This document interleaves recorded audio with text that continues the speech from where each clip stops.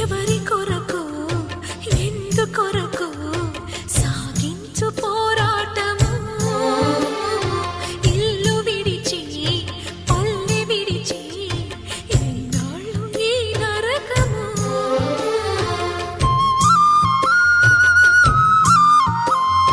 గుండెలో బాధలను దాచుకోవాలి